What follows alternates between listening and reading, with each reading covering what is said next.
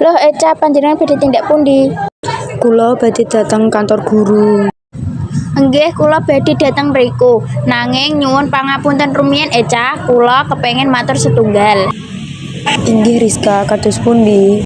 Klambinipun panjenengan kok dipun keluaraken lan lenganipun kok dilipet. Duh, nyuwun pangapunten sanget Rizka, kula boten kersa menawi punika boten patut. Nggih, ingkang leres Eca, wonten ing sekolah punika kita kedah ngagem busana ingkang rapi lan prayogi.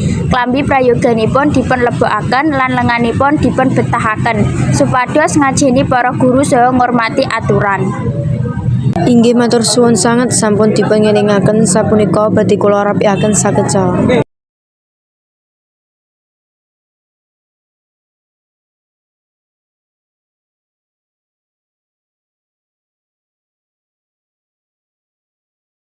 Nganten leres Eca, kita sami-sami sinau ngagumi tata krama lan saha kebecikan.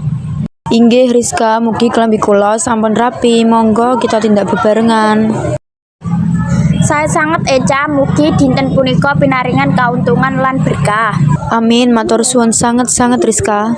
Sami-sami Eca, monggo enggal tindak dhateng kantor Bapak Ibu guru.